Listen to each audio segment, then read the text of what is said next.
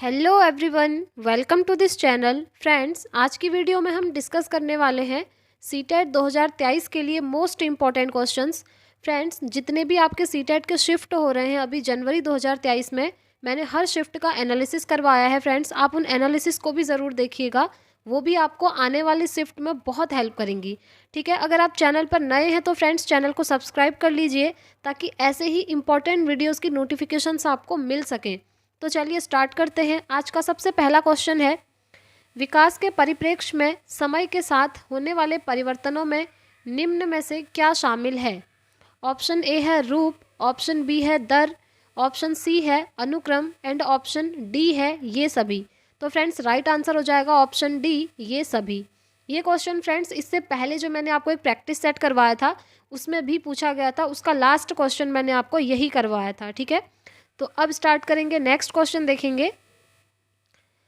वह विचारात्मक प्रक्रिया जिसमें नूतन, वास्तविक तथा उपयोगी अवधारणाओं का प्रस्तुतिकरण निहित हो कही जाती है, वो क्या कही जाती है वो आपने बताना है।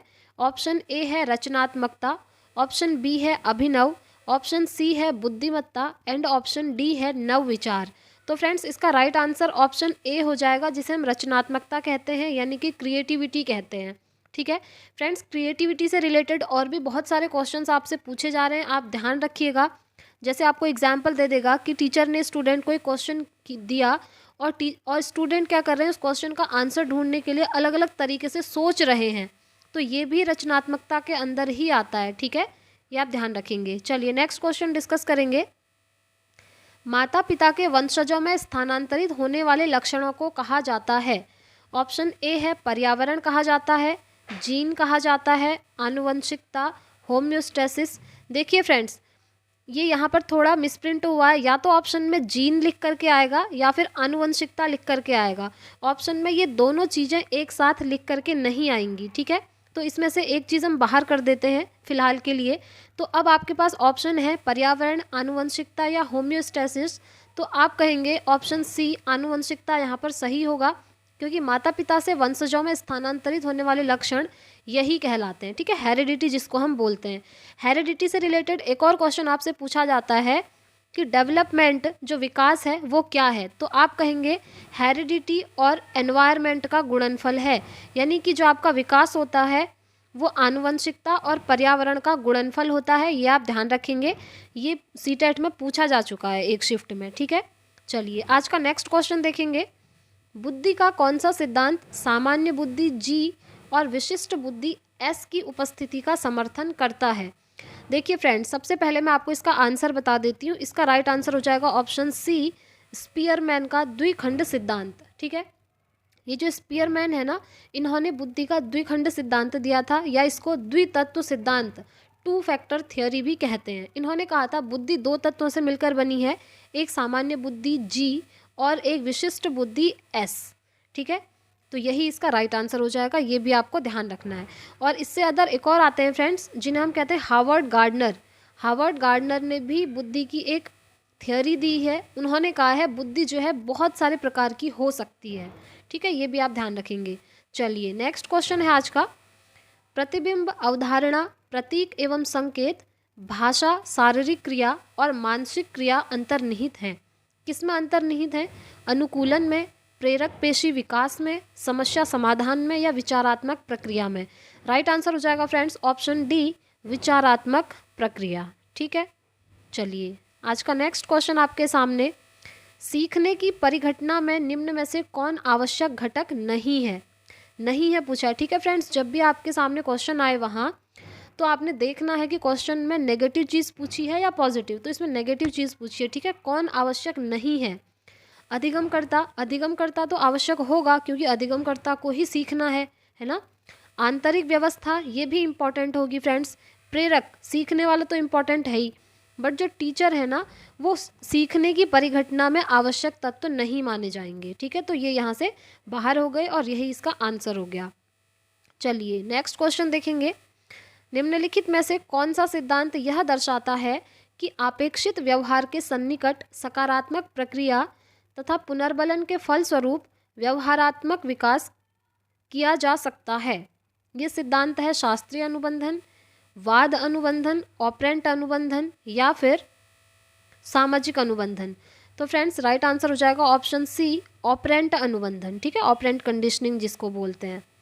चलिए नेक्स्ट क्वेश्चन है, वह प्रक्रिया जिसके द्वारा माता पिता यह अनुमान लगाते हैं कि उनके बच्चे में सभी सकारात्मक गुण हैं क्योंकि एक गुण सकारात्मक है, यह क्या कहलाता है? बताइए। ऑप्शन ए है परिवेश का प्रभाव, हावथोर्न का प्रभाव, ऑप्शन सी प्रभाव का नियम, ऑप्शन डी प्रतिलोम परिवेश का नियम। तो राइट आंसर हो जाएगा फ्रेंड्स ऑप्शन ए, परिवेश का नियम, परिवेश का प्रभाव। ठीक है, चलिए नेक्स्ट क्वेश्चन देखेंगे। रमेश और अंकित की समान बुद्धिलब्धि 120 है। फ्रेंड्स सबसे पहले मैं आपको सजेस्ट करूंगी आप IQ टेबल पढ़ के जाइएगा, बुद्धिलब्धि की जो टेबल है ना वो पढ़ के जाइएगा। मैंने टेलीग्राम चैनल पर PDF शेयर की है, वहाँ पर मैंने IQ का सारा कॉन्सेप्ट आपको समझाया है। ठीक है, मेरे पास जितने भी नोट्स होते हैं फ्रेंड्स मैं आपको PDF के फॉर्म पर टेलीग्राम पर अवेलेबल करवा देती हूँ। तो अगर आप चैनल पर नए हैं तो मेरे टेलीग्राम चैनल को ज्वाइन कर लीजिए, वहाँ पर आपको इम्पॉर्टेंट चीज़ें मिलती रहती हैं। ठीक है, तो देखिए रमेश अंकित से 2 वर्ष छोटा है। यदि अंकित की आयु 12 वर्ष है तो रमेश की मानसिक आयु क्या होगी? तो आंसर आ जाएगा फ्रेंड्स 12 ईयर, 12 वर्ष। ठीक है, चलिए नेक्स्ट क्वेश्चन देखेंगे। निम्नलिखित में से कौन सा असतत चरण का उदाहरण नहीं है? देखिए असतत चरण का उदाहरण नहीं है। ऑप्शन ए है आयु, ये तो सही है वैसे क्योंकि ये असतत चरण का उदाहरण नहीं माना जाता है। ठीक है, और ऑप्शन भी देख लेंगे, लिंग, वैवाहिक या आवासीय स्थान। तो फ्रेंड्स आयु इसका राइट आंसर हो जाएगा। ठीक है, चलिए नेक्स्ट क्वेश्चन है, छात्र की प्रयोगात्मक दक्षता के आकलन का यथोचित रूप है। क्या है यथोचित रूप? साक्षात्कार, अवलोकन, प्रश्नावली या लिखित परीक्षा? राइट आंसर हो जाएगा फ्रेंड्स अवलोकन। ठीक है, जिसे हम कहते हैं ऑब्जर्वेशन। फ्रेंड्स देखिए इससे रिलेटेड कुछ क्वेश्चंस और हैं जो आपसे सब्जेक्ट्स की पेडागोजी में पूछे जाते हैं। जैसे साक्षात्कार से रिलेटेड पूछा जाता है, अवलोकन से रिलेटेड क्वेश्चन आते हैं, और भी कुछ मैं आपको बता देती हूँ। पोर्टफोलियो से क्वेश्चन आता है फ्रेंड्स, जो मैंने आपको मैथ्स पेडागोजी की सीरीज़ में पढ़ाया है। एनेक्डोटल रिकॉर्ड से क्वेश्चन आ जाता है फ्रेंड्स, ये भी मैंने आपको पढ़ाया हुआ है मैथ्स पेडागोजी की सीरीज़ में। ठीक है, तो पेडागोजी के लिए कुछ कुछ टॉपिक्स हैं जो बहुत ज़्यादा इंपॉर्टेंट हैं, ये आप पढ़ के जाइएगा। नेक्स्ट क्वेश्चन की बात कर लेते हैं। कक्षा नायक द्वारा प्रयुक्त मूल्यांकन का प्रकार अनुदेशन के समय सीखने के विकास में किया जाता है, यह क्या कहलाता है? तो फ्रेंड्स ये कहलाता है FA, फॉर्मेटिव असेसमेंट इसको बोलते हैं, या फिर इसको बोलते हैं रचनात्मक मूल्यांकन या फॉर्मेटिव मूल्यांकन। ठीक है फ्रेंड्स, बेसिकली ये FA होता है फॉर्मेटिव असेसमेंट। इसमें क्या होता है, बच्चा जब कोई चीज़ सीख रहा है तो सीखते हुए उसका मूल्यांकन करना, ये जांचना कि बच्चे ने कितना सीखा है, बच्चे को कहीं पर सीखने में प्रॉब्लम तो नहीं आ रही है, ये चीज़ें पता करने के लिए FA किया जाता है, फॉर्मेटिव असेसमेंट किया जाता है। ठीक है, अगर आपको डिटेल में पढ़ना है फ्रेंड्स तो आप मेरी हिंदी पेडागोजी, इंग्लिश पेडागोजी या मैथ्स पेडागोजी किसी की भी सीरीज़ देख सकते हैं। उसमें एक चैप्टर इसी के ऊपर मैंने बनाया है जो CCE करके है, उसके अंदर मैंने आपको सब समझाया है, क्योंकि CCE के अंदर ही दोनों चीज़ें आ जाती हैं, FA और SA, यानी कि formative assessment and summative assessment. ठीक है, इस वीडियो में हम डिटेल थियोरी में नहीं जाएंगे, बल्कि हम इस वीडियो में ओनली क्वेश्चंस करने वाले हैं। चलिए नेक्स्ट क्वेश्चन देखेंगे। किसी बालक के मानसिक रूप से अस्वस्थ होने का कारण क्या हो सकता है? परिवार का वातावरण हो सकता है, बिल्कुल हो सकता है। कक्षा का वातावरण, ये भी हो सकता है। पास पड़ोस का वातावरण, ये भी हो सकता है। तो ऑप्शन डी यहाँ पर राइट हो जाएगा, उपरोक्त सभी। ठीक है, चलिए नेक्स्ट क्वेश्चन डिस्कस करेंगे। निम्नलिखित में से कौन सी संस्था सामाजिक परंपराओं के हस्तांतरण में सबसे अधिक योगदान रखती है? परिवार, विद्यालय, पड़ोस या इनमें से कोई नहीं? तो फ्रेंड्स सबसे पहले जो मुख्य होता है वो परिवार होता है, फैमिली होती है, यही इसका राइट आंसर होगा। तो परिवार भी एक संस्था होती है, ठीक है, सामाजिक संस्था कह सकते हैं आप। अब इससे रिलेटेड सीटेट में एक और क्वेश्चन बन रहा है फ्रेंड्स कि जो सामाजिकरण है या फिर जो सोशलाइजेशन है उसकी जो फर्स्ट एजेंसी है, प्रथम एजेंसी, वो कौन है? तो वो भी परिवार होती है, फैमिली होती है, आपको ध्यान रखना है। और सोशलाइजेशन की अगर आपसे सेकेंडरी एजेंसी पूछ ले, यानी कि द्वितीयक एजेंसी पूछ ले, तो आप कहेंगे स्कूल या फिर नेबरहुड भी कह सकते हैं। ठीक है, ये आप ध्यान रखेंगे। पास पड़ोस भी आपकी द्वितीयक एजेंसी होती है सोशलाइजेशन की। नेक्स्ट क्वेश्चन है, पियाजे के अनुसार मूर्त संक्रियाओं का स्तर किस अवधि में घटित होता है? तो फ्रेंड्स ये होता है 7 to 11 ईयर में, ठीक है, ये आप ध्यान रखेंगे।